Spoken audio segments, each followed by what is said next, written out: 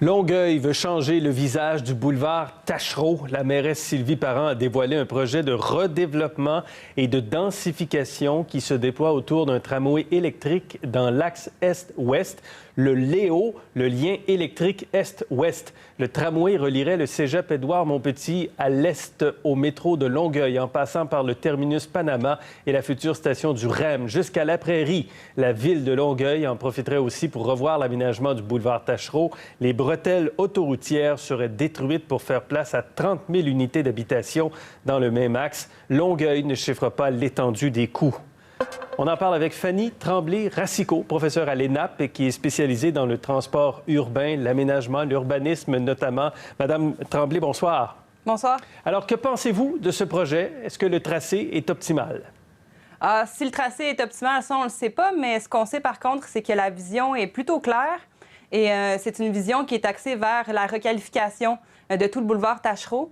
Donc, on l'appelle le lien électrique Est-Ouest, mais c'est davantage un projet de redéveloppement immobilier qui a été présenté aujourd'hui. Donc, on met de l'avant le redéveloppement de 25 millions de pieds carrés tout le long du boulevard Taschereau. Parfois, j'ai vu dans les images qui ont été montrées qu'il y avait une diminution de la capacité routière. Donc, parfois, il y a certains espaces où il y avait 4 voies de chaque côté. C'est réduit à 2 voies de chaque côté. On sait qu'on va redévelopper tous les stationnements de surface. Donc, cette composante-là immobilière est très claire, mais la composante transport est un peu élusive. Ouais. C'est sûr qu'on présente le projet L'Axe, on présente 15 stations, donc certaines stations sont très espacées l'une d'entre elles. Donc, tout l'impact sur l'achalandage, le transfert modal demeure, et les coûts qui sont reliés à ça, là, ça demeure assez élusif. Donc, c'est une vision qui a été proposée. On le voit dans les images qu'on présente à l'instant. À mesure que le train avance, on change la géographie autour. On n'a pas le choix de faire ça parce que le boulevard Taschereau n'est pas un milieu résidentiel. Oui, absolument. Donc, on requalifie, puis l'avantage de la requalification, c'est que ça augmente l'achalandage aussi des transports collectifs. Mais il faut vraiment que ça se fasse concurremment avec une réduction de la capacité routière, une réduction des vitesses, puis évidemment une densification résidentielle. Donc, les ingrédients seraient là pour qu'il y ait une augmentation de l'achalandage. Et le tramway est la bonne option? Est-ce que le tramway est la bonne option? Ça, on ne le sait pas parce que les études d'opportunité ne sont pas faites. Le bureau de projet travaille actuellement à l'élaboration de ces scénarios-là. Donc, les impacts sur l'achalandage.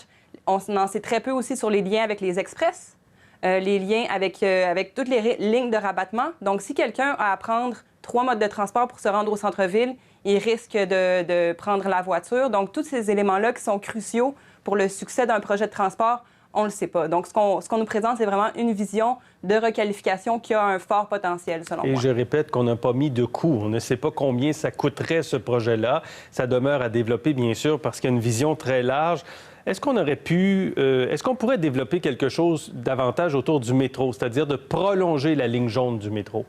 Oui, bien, le plan de prolongement de la ligne jaune, c'était sur 6 stations au sud et à l'est.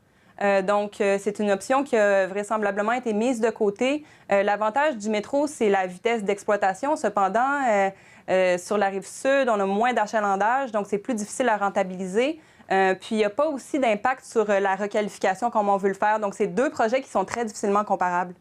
Un tramway en surface coûte nécessairement moins cher qu'un métro en souterrain. Oui, c'est 4 fois moins cher. C'est 4 fois moins cher, mais c'est moins rapide. Donc, si c'est moins rapide, il y a une moins grande capacité de transfert modal. La mairesse dit qu'elle aimerait que ce projet-là soit terminé dans un horizon de 10 à 15 ans. Est-ce que c'est réaliste? Ça dépend quelle composante. Puisqu'on en sait très peu sur le projet, c'est difficile de se prononcer sur un horizon, sur des coûts. Donc, ça va vraiment dépendre est-ce que c'est la composante immobilière? Est-ce que c'est la composante transport? Donc, on ne sait même pas quel mode va être. On dit tramway, mais c'est lien électrique Est-Ouest. Ça pourrait être un système rapide par bus qui est alimenté par biberonnage. On ne le sait pas. Donc, l'horizon temporel, c'est assez hasardeux de se prononcer là-dessus en ce moment. Là. Et on n'a donc pas de chiffres, mais est-ce qu'on est certain que ça va coûter plusieurs milliards de dollars qu'un tel projet? Ça dépend si c'est la composante immobilière ou la composante de transport, mais il y a moyen de faire quelque chose avec un tramway qui est assez raisonnable là, en termes de coût pour un tel projet et son potentiel aussi. Est-ce que vous considérez que c'est un projet à la lumière de ce qui a été présenté aujourd'hui qui pourrait être structurant pour Longueuil, pour la Rive-Sud? Absolument, absolument, parce qu'on requalifie un axe qui est dédié au transport essentiellement routier. Puis avec la composante immobilière, bien, on peut aussi, comme on le fait dans le cas du REM, financer le projet de transport à même le développement foncier. Donc, il y a un très fort potentiel de requalification et de développement du côté de la Rive-Sud. Mais ça va dépendre de l'interconnexion avec les express, ça va dépendre du réseau. Du réseau d'autobus qui va alimenter ce réseau-là. Est-ce que ce projet aurait sa part du gâteau de Québec et d'Ottawa? Parce qu'il y a d'autres projets structurants qui sont en développement présentement. Oui, bien, je pense que c'était ça un peu l'exercice de relations publiques, de dévoiler sa vision maintenant, parce qu'on sait que la RTM va bientôt consulter sur son plan stratégique de développement de services. Donc, si on veut asseoir une vision et nos intentions, bien, ça permet de mieux se positionner dans la phase de consultation pour prioriser ce projet-là par rapport à d'autres. Mais quel va être l'impact en termes de transfert modal, en termes d'achalandage? Bien, il faut que les chiffres sortent, il faut que le bureau de projet puisse produire les études qui nous permettent d'identifier quels sont les meilleurs projets. Fanny Tremblay-Racicot, merci beaucoup. Merci à vous.